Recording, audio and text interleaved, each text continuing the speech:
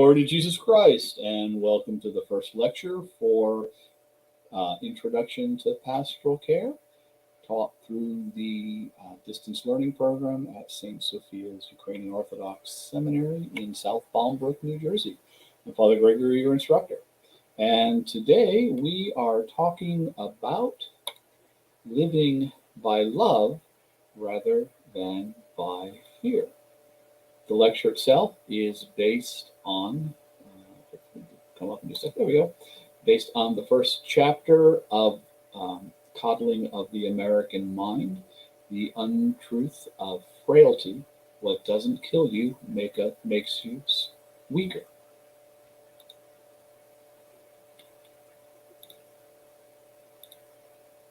We're going to begin with thinking about the martyrs, and specifically the comment by St. Justin Martyr in his apology or his defense of the church to the Roman Empire. Here, Tertullian writes that he and his fellow Christians don't follow a new philosophy, but a divine revelation. That's why you just can't exterminate us. The more you kill, the more we are. The blood of martyrs is the seed of the church. You praise those who endured pain and death so long as they aren't Christians. Your cruelty merely proves our innocence of the crimes you charge against us. He then goes on and makes an extraordinary assertion. He says the empire's persecution of Christians is both unjust and self-defeating. You frustrate your purpose, he tells the empire. Why? Because those who see us die wonder why we do, for we die like the men you revere, not like slaves or criminals. And when they find out, they join us. In the first chapter of Coddling of the American Mind, Lukhanov and Haidt discuss the first of what they call the three great untruths that seem to have spread widely in recent years. For their discussion, they borrow from Nassim Nicholas Taleb's book, The Black Swan. As a quick aside, Taleb is a Lebanese-born Greek Orthodox Christian. In The Black Swan, and in his later book, Anti-Fragile, Things That Gain from Disorder, Taleb argues that things, people, and institutions belong to one of three broad categories based on how they are affected by disorder. Frail, or things that break and must be handled with care. Robust, or things that are solid, that neither break nor improve when subject to disorder or stress. And anti-fragile, or things that not only improve under stress or disorder, but need this to grow or develop. He summarizes the differences among these classifications by saying, fragile wants tranquility, the anti-fragile grows from disorder, and the robust doesn't care too much. In line with this, Tertullian, as well as our ascetical traditions, speak with one voice. The church, and so the Christian, is anti-fragile.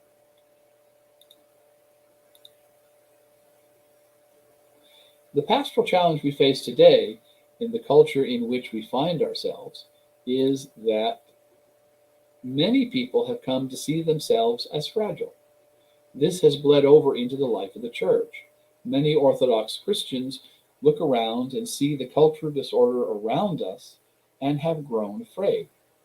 Rather than seeing the loss of cultural status as an opportunity for the evangelical life of the church, they have grown not only fearful, but in many cases resentful, even though it's Western Christianity rather than Eastern Orthodoxy that has suffered the reversals. In response, many of us have embraced the growing secularism in the hope of gaining acceptance with others rather than pushing against it. In response, many of us have embraced the growing secularism in the hope of gaining acceptance, while others have pushed against secularism. In either case, they present the church as either a support of secularism or an opponent. This divide is especially stark when it comes to hot-button issues in sexual ethics, such as abortion, same-sex marriage, or LGBTQ rights.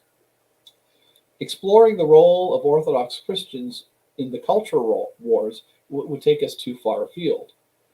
What's important for our concerns here is that for many Orthodox Christians, the church is seen as fragile and so in need of protection from secularism. On the other hand, some see the church as robust, as a defense against the cultural debates that divide us. The interesting thing for me is that, contrary to what I first thought, fragile or robust doesn't predict whether people are progressive, liberal, conservative, or traditional in relationship to holy tradition. Liberal sites like Public Orthodoxy and traditionalist sites like Orthodox Ethos both see the church as fragile, as somehow in danger because of internal and external conflicts and the stress they cause. We likewise see parishes that are self-contained communities that share an ethnic culture. Sometimes this culture is traditionally Orthodox, but not infrequently it is a convert culture made up of former evangelical Christians. In this latter case, the church is understood as robust, as something that will just keep us safe. But again, the church is neither is neither fragile nor robust, but anti-fragile. We are, as St. Basil the Great says, a battleship during a war, faced with conflicts on all sides. And we soon realize that it is not suffering for the sake of the faith which is painful. What is hard to bear is to fail to fight its battle. The athlete does not so much complain of being wounded in the struggle as of not being able to even secure admission to the stadium.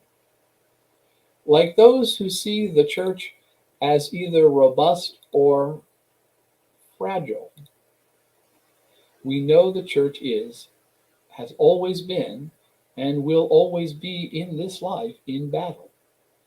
As pastor of souls, we are called by God to lead others in this war.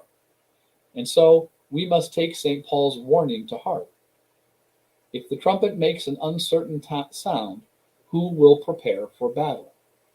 It isn't enough to see that the battle is being waged, nor is it sufficient to know that we can neither surrender nor retreat.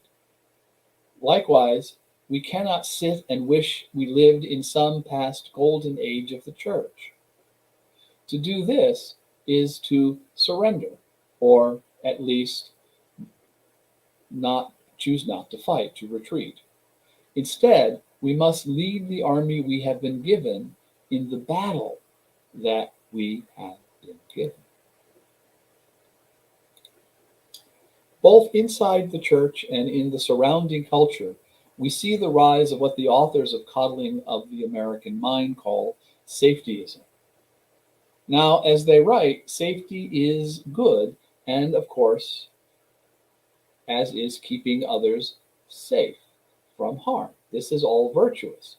But they say virtues can become vices when carried to the extreme. It's when safety is taken to the extreme that it becomes safetyism, or a culture or belief system in which safety has become a sacred value, creating an environment in which we become more and more unwilling to make the trade-offs demanded by other practical and moral concerns.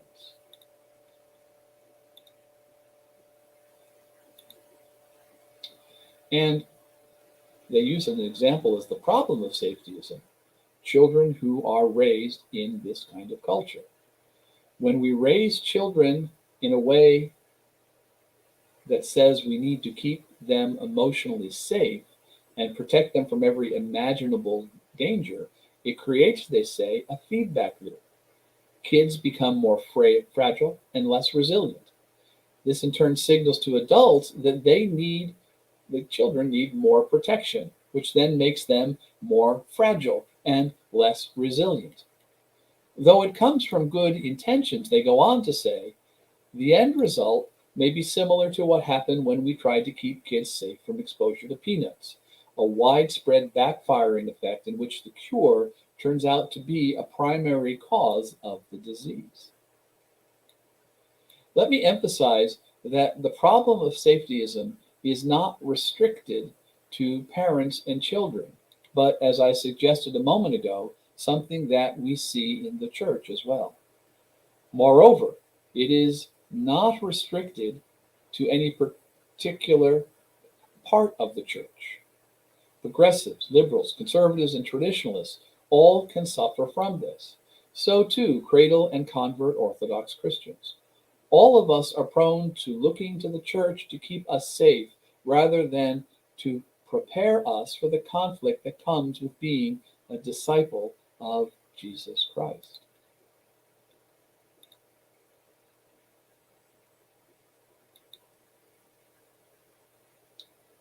Do not think that I came to bring peace on the earth. I did not come to bring peace, but a sword. For I have come to set man against his father, a daughter against her mother, and a daughter-in-law against her mother-in-law. And a man's enemies will be those of his own household. Or, as Jesus says in another place, if the world hates me, you know that it hated you. It hated me before it hated you.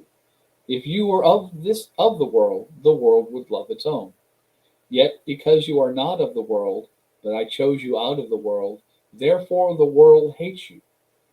Remember the word that I said to you, a servant is not greater than his master. If they persecuted me, they will also persecute you. If they kept my word, they will keep yours also. That all these things they will do to you for my name's sake, because they do not know him who sent me.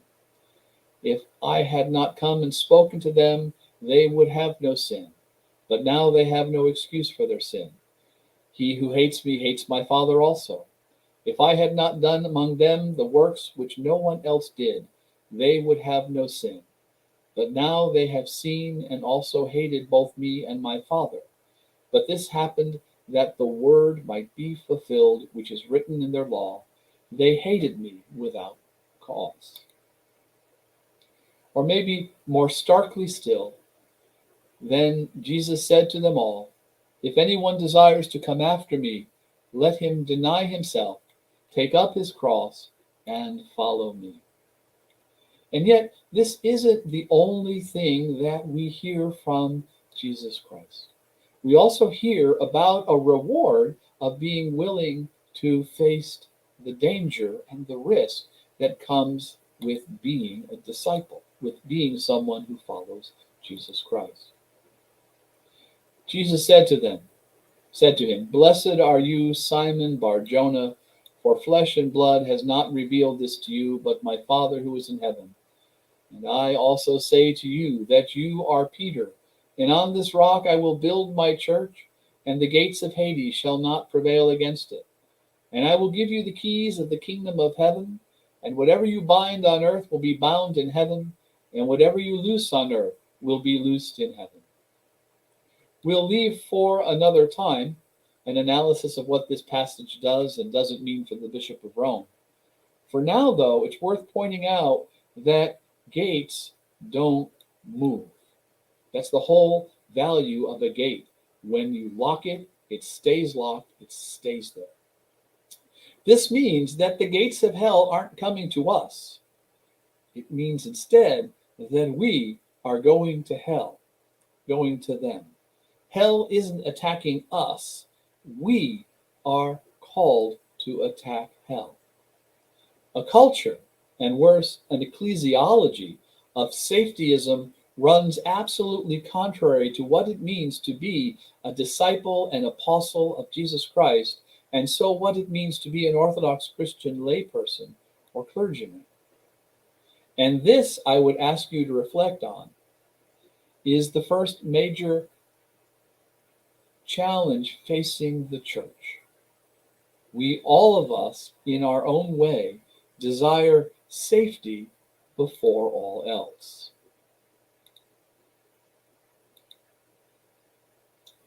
Safetyism, I would suggest to you, is rooted in fear. Maybe I'm afraid to challenge my LGBTQ family, friend or family member with what the gospel demands because, well, they might get angry at me. Or maybe I'm insecure in my faith, and so I'm eager to issue the challenge, knowing that it will be rejected and that I will get an angry response. And so, at least in my own mind, be vindicated in my orthodoxy. We can all of us come up with examples from our own parishes or our friends, family, and especially ourselves of words or deeds motivated by fear. We are all of us subject to fear and its pathological consequences. This is why the Apostle John tells us that there is no fear in love, but perfect love casts out fear, because fear involves torment. But he who fears has not been made perfect in love. Whether I think the church and Christians are fragile or robust, my safetyism reflects an absence of love on my part. The first step, then, in preparing to take up the pastoral life of the church is for me to examine myself honestly and see where I prefer safety to love. Second, I need to keep in mind that not only am I no different from many others, and maybe even the majority of Orthodox Christians, they are no different than I am. We all of us crave safety because we all of us are afraid. We all of us lack love. None of us, me, you, or anyone we meet, loves perfectly. And so we are afraid, and so we go pursuing safety. And so our third task is to foster Christ-like love in ourselves and those we serve. So the question is, what might this look like? So I live in Madison, Wisconsin, which anyone who knows me knows because I talk a lot about Madison in some of my online stuff and my conferences. And Madison is a very progressive city in the middle of what is, in many ways, a very conservative state. So when those two colors are mixed, it comes out purple. But really, red and blue are very clear when you look at voting maps. Well, it happens that we have a divided government here in Wisconsin. We have Republicans in the legislature and a Democrat governor. At the beginning of the year, Republicans in the legislature used their majority to pass a whole series of pro-life measures, which they then sent on to the Democratic governor, Governor Evers. Governor Evers, being a Democrat, promptly vetoed all of these measures, and they went back to the state legislature where the Republicans did not have a sufficiently large majority to override the veto. Now, all of this was known from the get-go. The Republicans knew that they could not override the governor's veto, and the governor knew that this legislation was coming and he was going to veto it. So absolutely nothing was accomplished legislatively. But politically, what happened is that Republicans and Democrats got to engage in activity that encouraged their base.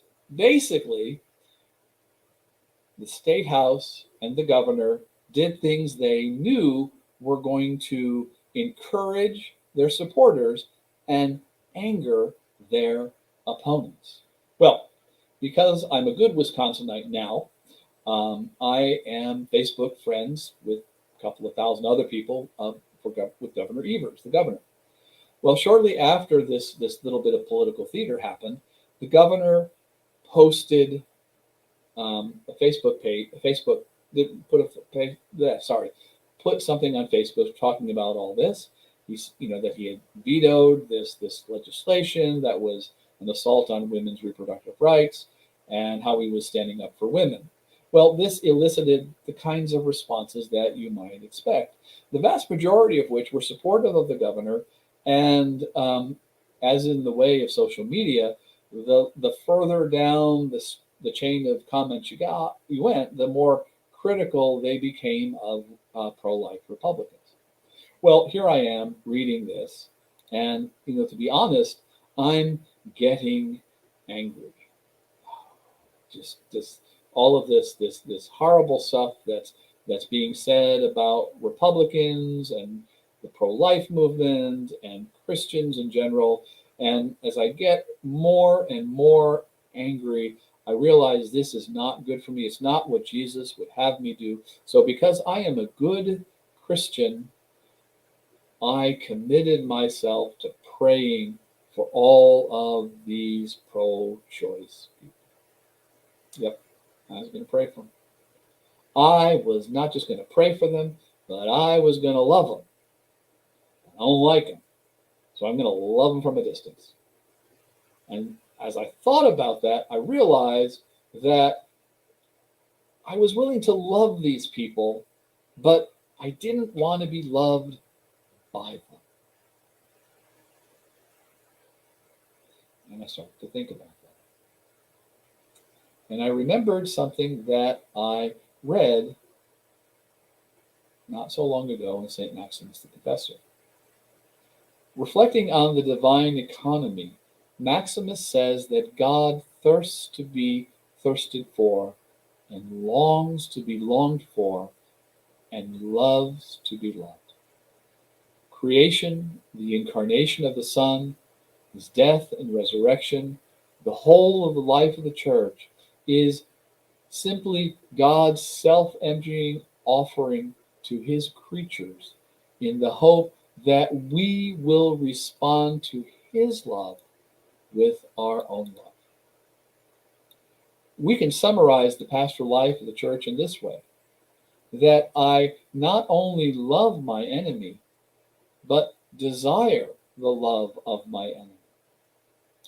Fidelity to the example of Christ means that I must actively pursue not just your love, but my enemy's love.